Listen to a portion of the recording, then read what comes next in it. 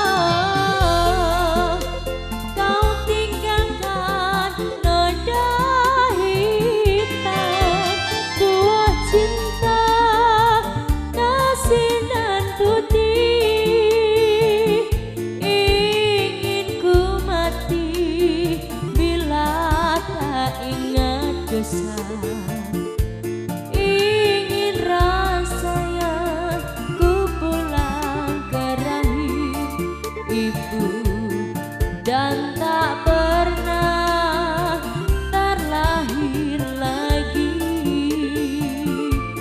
dan tak pernah terlahir lagi.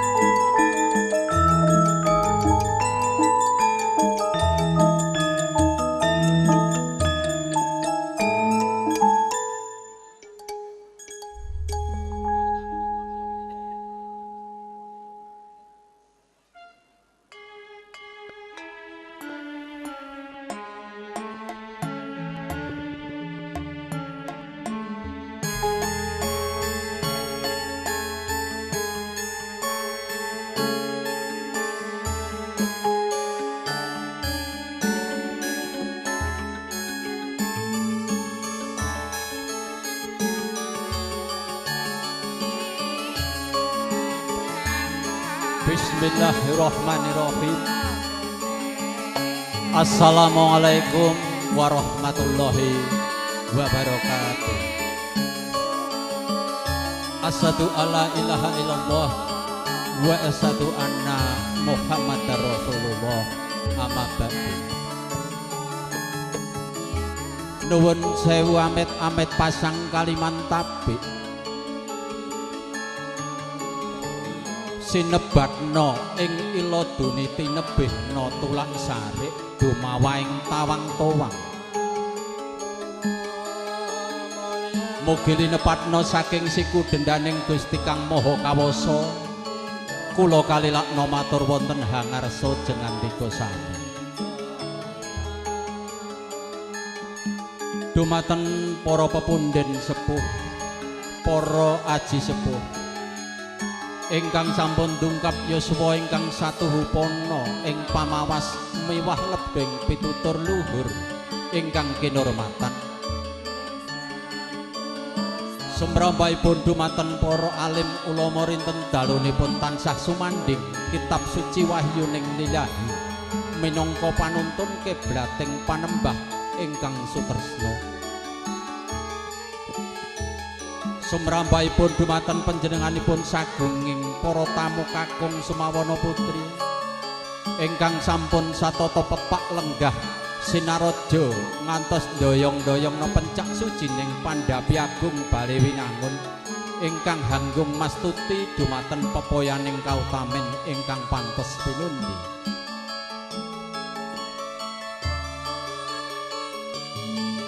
Sumrambahipun dumateng panjenenganipun Bapak Joko Susilo Ibu Karyanti ing padukuhan tempel RT setunggal RW setunggal Mlese Desa Cawas kinumyungang dening para kadang kulawarga ingkang sampun satata pepak lenggah sinaraja ing rikalenggahan punika. Sumrambahipun dumateng para pangemban-pangembating praja satriyaning negari Haminangka pandam pandoming para kawula dasih ingkang pantes pinundi. Sumangga nun langkung rumiyin kula kadherekaken muji syukur utawi manungku puja hastawa pujastuti dumateng Gusti ingkang purbaningrat. Kula lan panjenengan sami sampun pinaringan kawrijengan kesehatan barokah ingkang rumentah angsaripun Gusti Allah.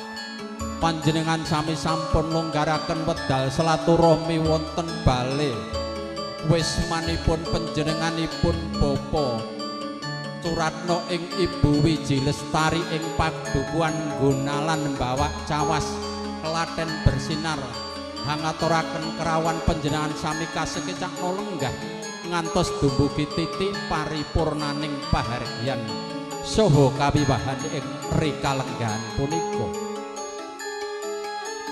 Hambok bilih wonten kalepatan dhateng pribadi kawula anggen kawula nata basa menika kirang cetha lan kirang tatas titis anggen kawula ngaturaken samangke tata lan upacara ing rikalenggahan punika. Kula nyuwun gunging samudra Jalanidi ingkang salajengipun kula haminangka wakilipun dumateng panjenenganipun Bapak Sumarno Ibu Wiji Lestari ing rikalenggan punika netepi darmaning asepuhang rakit Sekar Cepaka Mulya Mahargya Suta Hamiwaha Siwi ingkang namapun Roro Ayunini Widi Lestari ijab kabul kaliyan Bagus Anggi Andika Nur Prasetyaka putra putri putranipun Bapak Joko Susilo Ibu Karsini ing padukuhan tempel RT setunggal RW setunggal Desa Mlese Kecamatan Cawas. Angsa rahmatipun Gusti ingkang murbeng dumadi. Sri Atmaja Sang Pinanganten sampun ijab kabul dinten ingkang sampun pinilih dinten Senin Legi tanggal 20 Juli tahun 2016 kirang langkung jam 13 wonten KUA ing Kecamatan Cawas. Mugi-mugi angsa rahmatipun Gusti ingkang murbeng dumadi. Sri Atmaja Risang Pinanganten Sarimbit sageta hantut runtut anggenipun bebrayan pindha mimin lan mintuna sageta runtung rerentengan kados Kumajaya Kumaratih sageta ngantos dumbuki kaken lan inen ing delahan sageta widodo hanambut guna talining akrama temah jumbuh kang sami ginayuh sembodo kang sami sinedya hinangayan Gusti kang mahayu umiring pepuji miwah pangastuti hayu hayu rahayu nering ulah ahayu basuki ingkang KSD dumateng sagunging para tamu kakung Sumawana Putri ingkang pantes winisuda ing krami wus rerep data pitana hanenggih pundita kang kaeka adi dasa purwa eka marang sawiji adi linuwih dasa 10 purwa kawiwitan kawula badhe membuka waraning suka wenganing wicara dumawaing kandha ewadene kotra wacana ingkang kaping sepindhah pambuka ewadene kotra wacana ingkang angka kalih ngaturaken upakarti sih pranata lamaran menapa dene salam taklim ewadene kotra wacana ingkang angka 3 menika panampi kotra wacana ingkang angka sekawan inggih menika panggih Sri Atmaja Risang Pinanganten Sarimbit kalajengaken kotra wacana ingkang saklajengipun atur pambagya harja yuwana ewandene kotra wacana ingkang angka 6 menika paripurnaning upacara kotra wacana ing rikalenggahan punika Sri Atmaja Risang Pinanganten Sarimbit saking wisma pinajang lumarap jumeneng wonten sak ngajengipun kori pawiwahan tangkeping asta dumateng sagunging para tamu kakung Sumawana Putri sampun pratandha